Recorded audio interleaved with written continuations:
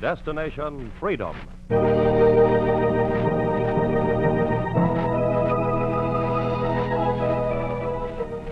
Destination Freedom, dramatizations of the great democratic traditions of the Negro people, is brought to you by station WMAQ as a part of the pageant of history and of America's own Destination Freedom.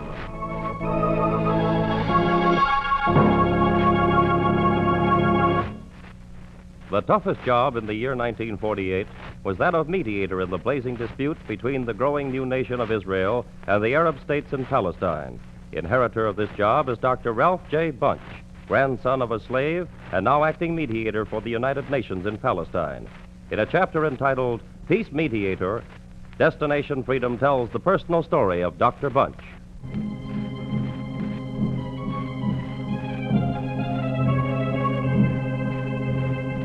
He had come to the wide western edge of Asia, peace plans in his pocket and the permission of the United Nations. He had been told to meet his chief, Count Bernadotte, for a conference in Lydda between Arab and Israeli. He halted in Haifa a day behind his chief, and in the hot Palestine noonday phoned ahead in a desperate effort to pick up his lost time. Operator, please hurry, please. I am ringing, sir. I am ringing. Are you ringing the right number? I am ringing Count Fouquet Bernadotte's office in Jerusalem, sir. Count Fouquet Bernadotte's office. I have a call for the mediator, Count Bernadotte. Sorry, the Count and his aide left for the Jerusalem airport an hour ago. Thank you.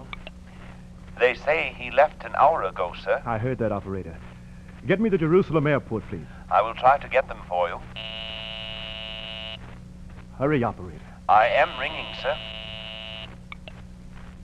Central Jerusalem Airport, traffic manager speaking. Listen closely, officer. I'm with the United Nations Mediation Service. So? I'm Dr. Ralph Bunch, the assistant mediator here for Palestine. Now, right now, I'm trying to catch up with Count Bernadotte. You know him. Yes. Now, he'll pass by your airport driving.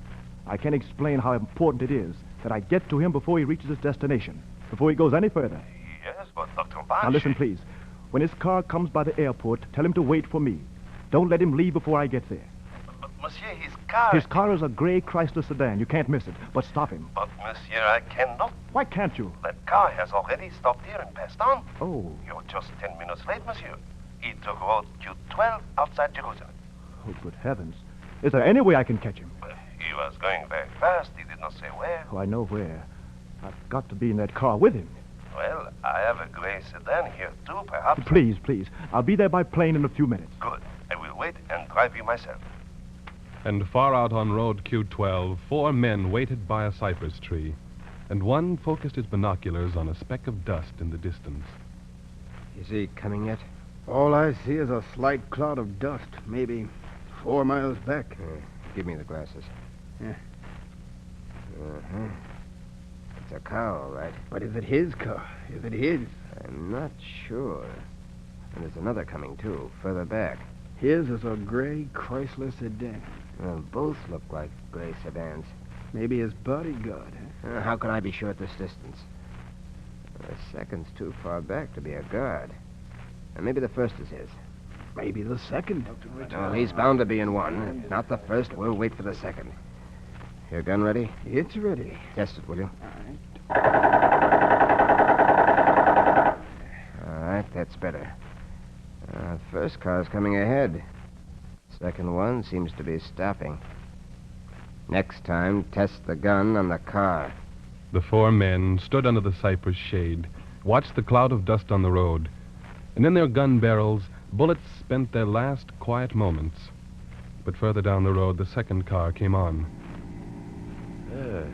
They are up ahead, Doctor.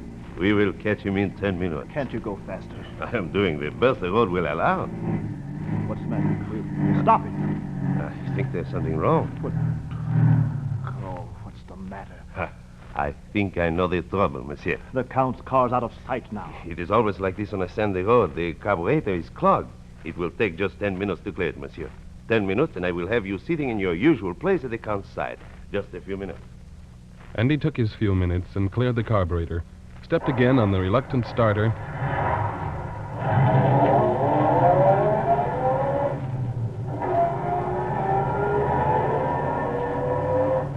and and moved over the desert road. And this time had no trouble in overtaking the Count's car, for it stood still, dead still. Andre, something's wrong. Here, let me take a look first. Stay in the car. The driver took a long look and came back. You can go over and see if you care to. What happened? The Count has been killed. The man sitting in the seat you usually occupy is dead, too. 10 minutes late kept you alive. Well, who will mediate now, monsieur?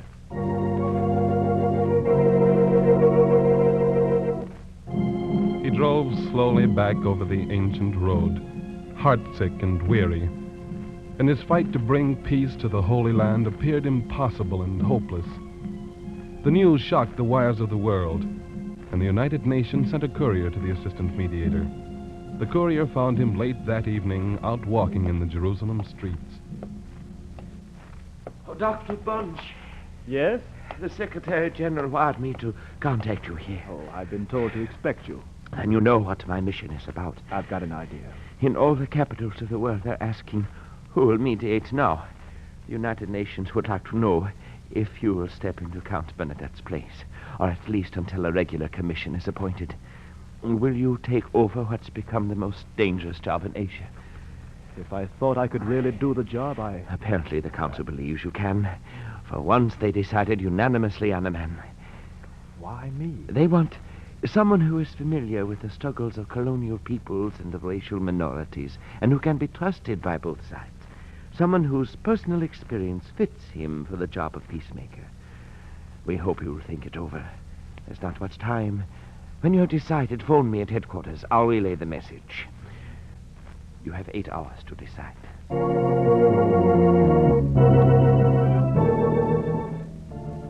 He walked on through the Jerusalem streets, probing the hidden pockets of his mind. And he thought of a day 28 years back when, as a valedictorian of a Los Angeles high school, he came into a newspaper office and got his instructions from his first boss. See here, kid, you're valedictorian of your high school, but that don't mean a thing on newspaper roll. I'm not exactly going to be a newspaper man, Mr. Ankerby. I know. You got some fool notion about studying government and political science. Well, there's about as much chance of a colored kid around here doing anything with that as there is for you to, say, discover the biggest scoop of the year. I heard you say that before. I'll say it again for your own good. Political science in school's one thing. In the wide world, it's another.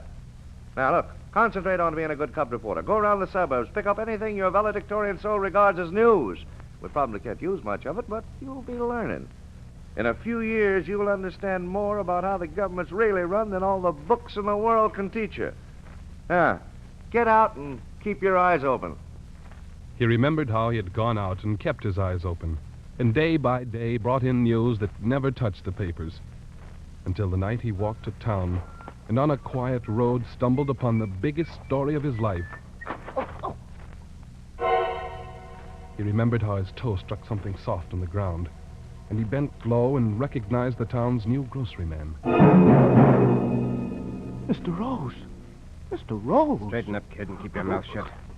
But don't you see him? It's Mr. Rose. You heard what the man said, boy. Shut up. But it's Mr. Rose. I Look, said shut up. Don't. Shut up. Now, get on down the road, boy. And breathe a word of what you saw to a soul, and we'll use the gun on you. Now get!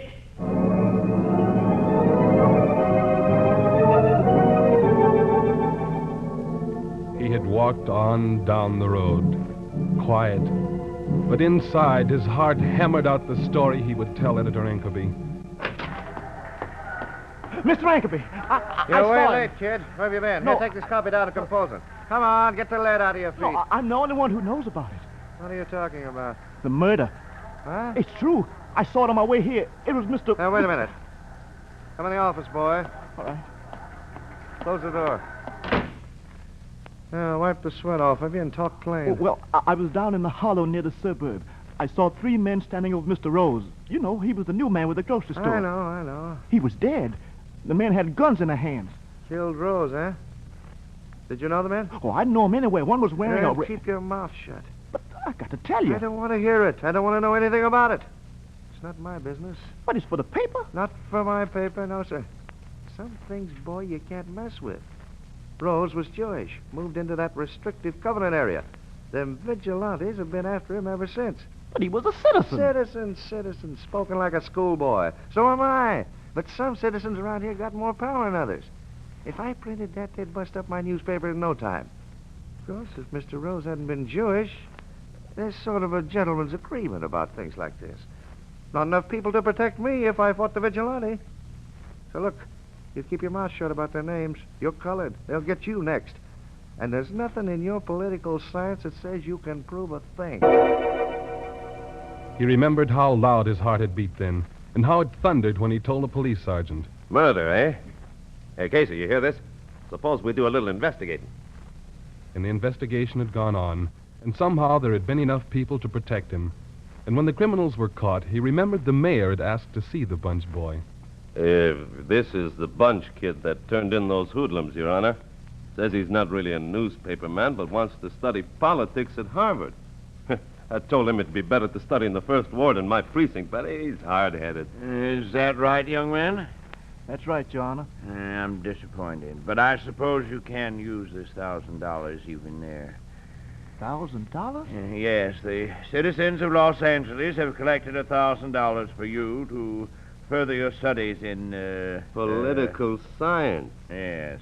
I don't see why your studying government would make a good, The precinct captain, Your Honor. Yeah. One of the best. My ward needs one. He remembered how he had turned down the precinct captain's job and didn't tell the mayor how the newspaper job had made him more certain that he had to learn why there was one rule for the majority and another for the minority.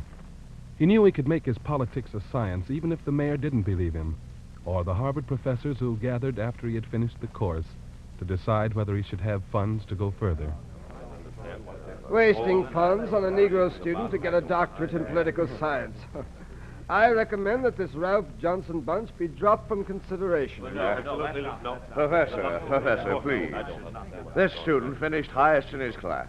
I say simply on his record, we've got to consider him for the fellowship. But a fellowship in a field where he'll get no employment will only frustrate him. The city of Los Angeles sent him here to study. He studied. Now let's send him back to Los Angeles. Not all over the world poking his head into this government and that government. What good reason will you give for turning him back?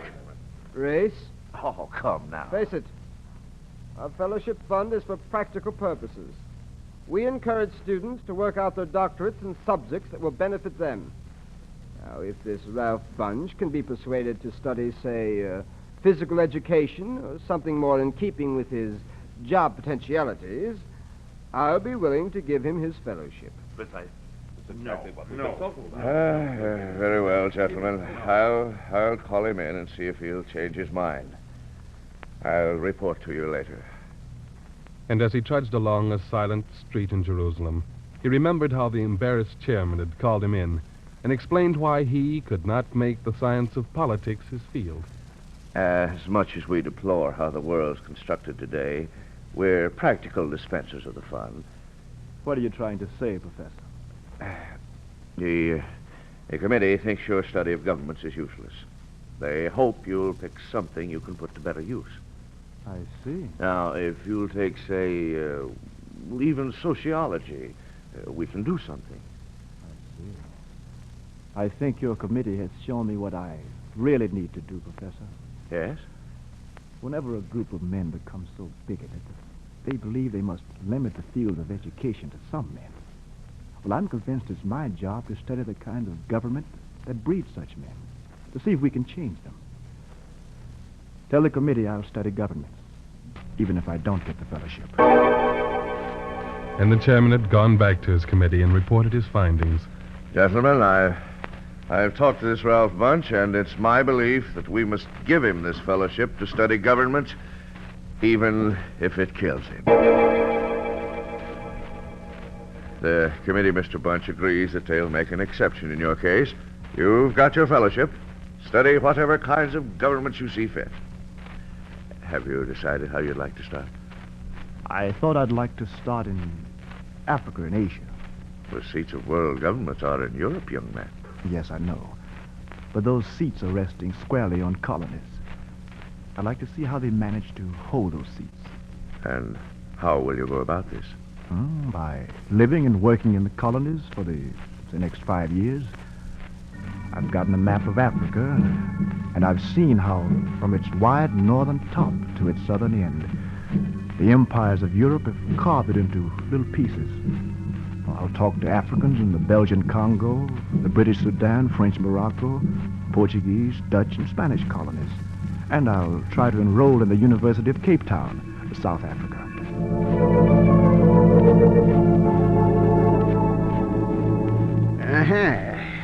You came all the way from America to study here in Africa. On a fellowship.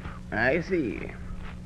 We'd have no objection to your entering if we were sure you are here for peaceful purposes. What harm could I do? You could spread dissatisfaction among the natives. In fact, our government believes that's why you're here. Are the natives so easily dissatisfied? Natives are always dissatisfied.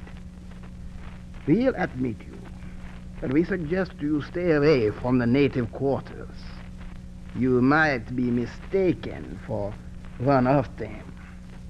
He remembered studying the colonial government that kept 8 million people landless, locked in special quarters, barred from the streets and schools, restless and rioting. And he sought them out and talked to their teachers and editors, and went with an editor to his hotel. Clerk, Yes, Mr. Bunch?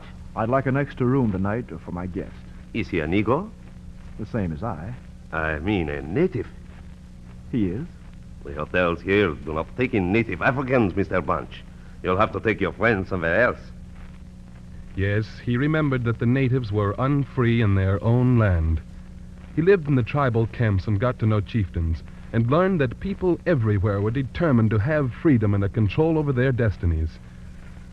He saw diamond, copper, and coal mines where thousands of Africans worked for $1 a month, taxed and landless, and understood even better the old urge his own country had once to free itself from the colonial status. He put in 5 years in the colonies of Indonesia, Malaya, and Burma, and wrote in his thesis, If ever there is to be peace in the world, the vast majority of mankind who produce the raw material out of Asia and Africa must first be freed and given a proper share of the wealth of their labor. They will either become free and independent new nations through blood and strife, as did America, or through the cooperation of peaceful nations. A very good thesis, Dr. Bunch. It deserves the award you won for it. Coming from one who didn't think my study worth anything, I appreciate that. Oh, it wasn't I who thought that. It was a very backward committee. This has brought them forward out of the Dark Ages.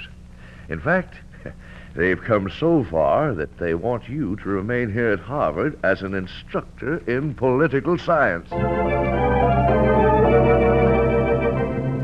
Alone in Jerusalem, wondering whether he should accept the assignment from the United Nations, he remembered the years spent in putting his knowledge before the students who passed through his classes. But he still had wanted to return to his own way of learning his science, by practice. And one day, a Swedish scientist had come to him with an offer for a venture. Dr. Bunch, I'm Gunnar Myrdal. Sociology is my business. I've heard of you, Dr. Myrdal. Good. Your Carnegie Institute has commissioned me to do a study on American race relations. I've heard of that, too. I believe for an outsider to do such a book, he'd need help. Your help. I need someone to travel with me. Someone who can be not only a scientist and a guide, but a guinea pig, so that I can see clearly the causes and effects of race discrimination. I know your job here is secure and this will be short, but I think it may be worth it. He had thought of its worth as he traveled north, west, and south with the Swedish scientist. And as the Africans had learned in Africa, so he learned the feeling of being unfree in his native land. Clerk? Yes, Dr. Myrtle? I'd like a room for my colleague here, Dr. Bunch. Well, Dr. Myrtle, your own reservation has been accepted. I understand that, but my colleague, Dr. Bunch... Well, you see, you're new in this country. Very new. You don't understand. We don't accept Negroes in this hotel. Then I suppose you don't take foreigners either. Oh, yes. You'll be all right. But your friend will have to go somewhere else. And in towns in Texas and Georgia, Indiana and Maine, they filled in their report. And they listened in a cafe in Alabama when a frightened waiter explained why he couldn't serve them. I'm sorry, but you two can't sit together in a restaurant here. Please leave. What do you mean? Well, the state law says it's illegal for whites and Negroes to eat together in the same restaurant. The last two who got brotherly got 30 days to boot. For white and colored citizens to eat together in this state's a crime. It's just a natural crime. The two left the state where there were penalties against the practice of brotherhood. And when they had covered the country, Dr. Middle wrote, With the help of Ralph Bunch, I have finished my study of American race relations. I have called it an American dilemma. The dilemma is whether Americans are going toward democracy and freedom or backwards to colonial thinking. He remembered how he had been proud of the book, and then had gone back again to learn more from the people of West and North Africa. But when the war came, he was called into the Office of Strategic Services, and he wondered why. You can stop wondering, Doctor. We want you in the Strategic Services for a job that's highly confidential at the present time. Can you tell me what it is? Well, we'll have to. The Allied Army is planning to invade North Africa. That doesn't surprise you? Yes, it does. Well, to put things plainly, we want you to help plan this North African invasion. Oh, but you're joking. I don't even know how to handle a rifle. That's what I told General Eisenhower, but he believes that somehow your knowledge of the peoples of North Africa will help smooth the way for our troops. I think I see what you mean. Then you see more than I do. I don't know what the general had in mind, but he told us to let you think it over and to ask you for a recommendation in 24 hours. You see, we haven't much time.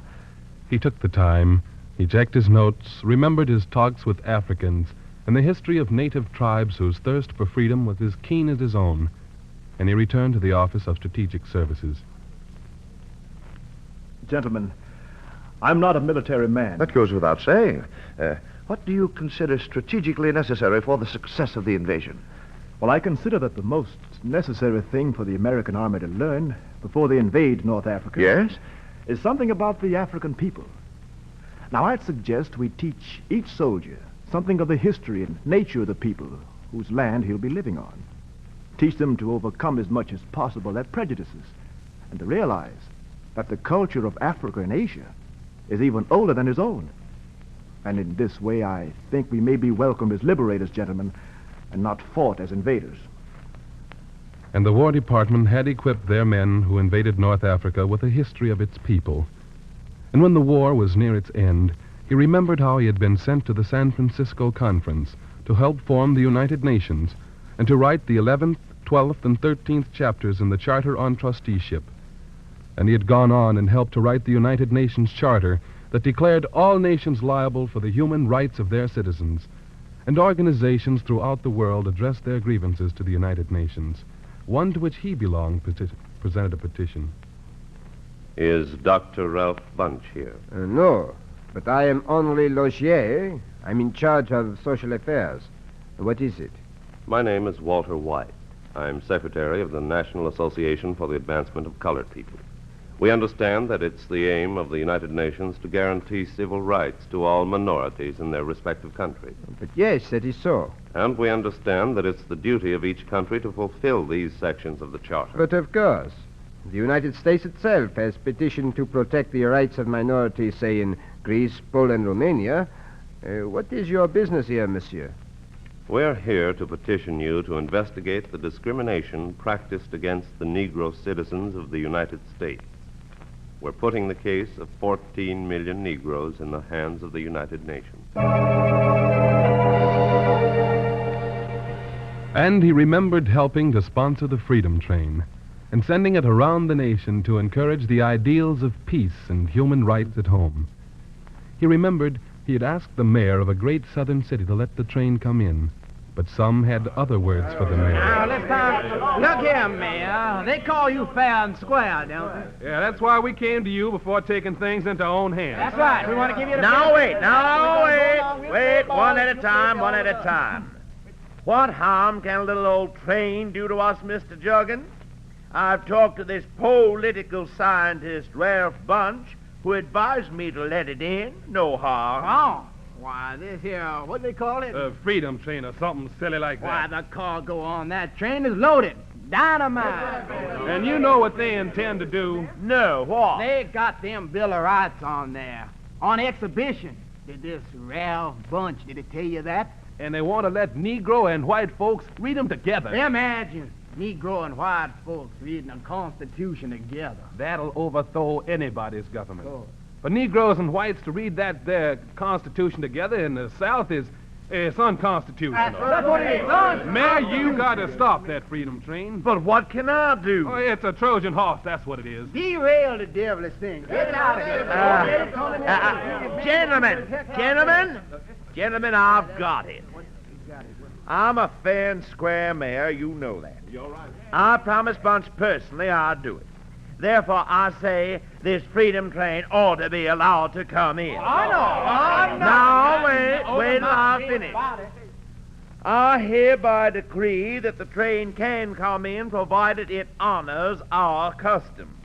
To be fair, we'll let the white folks read the Bill of Rights and the Constitution on Monday, and the colored folks can come in and read them on Tuesday.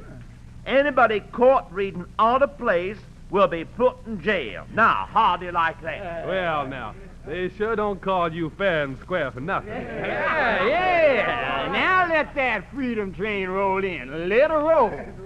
But he remembered urging, that no segregation of any individual or group of any kind on the basis of race or religion be allowed at any exhibition of the freedom train held anywhere. and the freedom train rolled on past that southern station.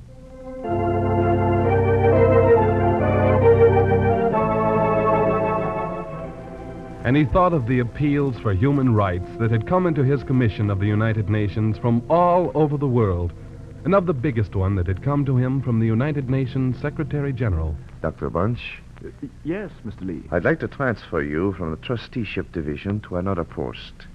You're dissatisfied with my work? No. Every nation you've worked with is satisfied. Hmm?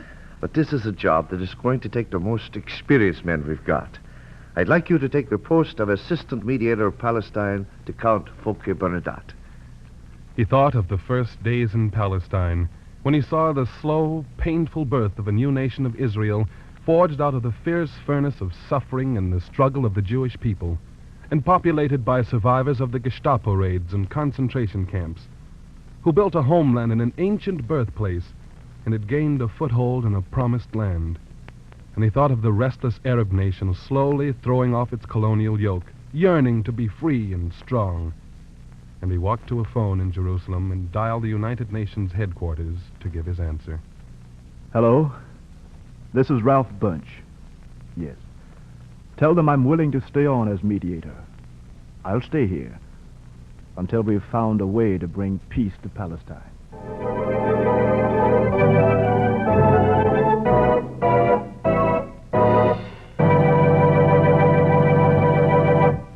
You have just heard Destination Freedom's dramatization of the story of Ralph Bunch, acting mediator for the United Nations in Palestine. Destination Freedom is written by Richard Durham and produced under the direction of Homer Heck.